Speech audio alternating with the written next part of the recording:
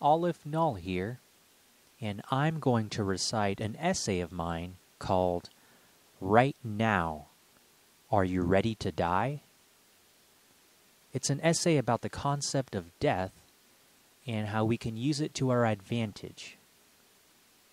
Quote, "A man who has learned how to die has unlearned how to be a slave." End quote. Montaigne. There are two feelings the title may provoke, and one may be of fear. Example given, I don't want to think about that. And or bitterness. Example given, finally, yes, now I can escape. On the other hand, there may be also a feeling of gratitude. Example given, yes, this moment is as good as any other moment to be on my way. The former appears to be rooted in the preoccupation with control, and the latter with the acceptance or harmony with one's space-time. Endings do not always need to have a negative connotation, though many last moments do seem to carry much suffering. Those last moments are one of the things I have personally been exposed to from working with terminally ill patients as an X-ray tech for years. I always come back to thinking about one particular terminally ill patient. She was relatively young, in her 40s, and so warm-hearted despite all of her pain.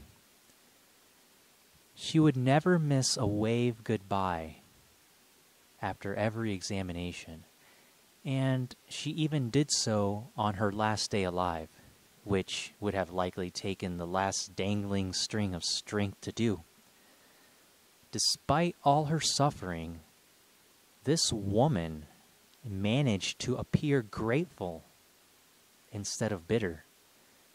She may have physically been dying, but her heart remained lighter than a feather on Osiris's golden scale. How did she suffer so, yet not allow herself to be consumed by it? The inscription upon Hell's Gate in Dante's Inferno comes to mind. Quote, "Abandon all hope, ye who enter here," end quote.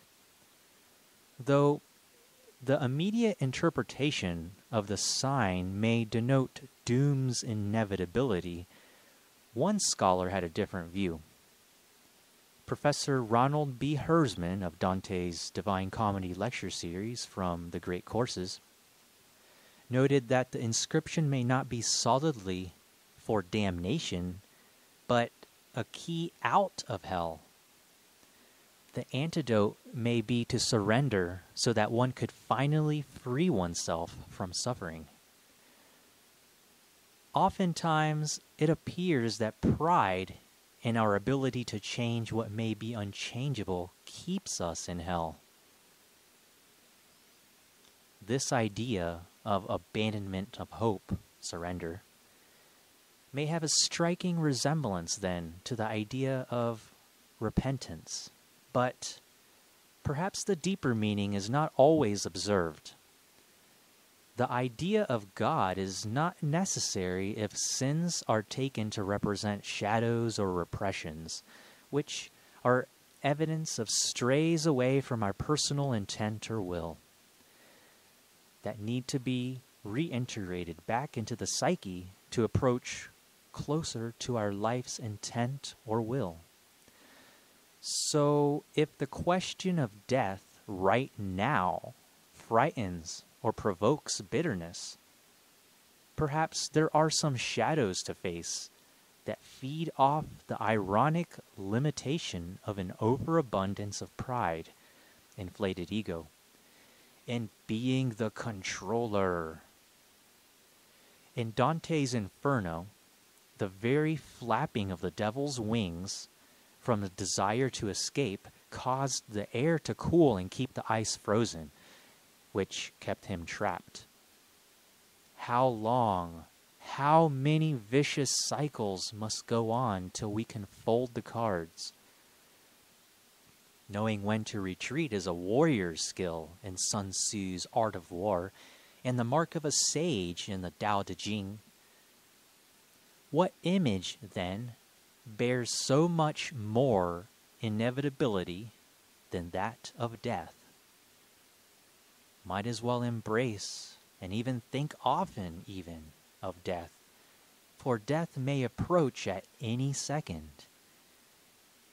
It can be a serendipitous thing, for death is letting us be, for now.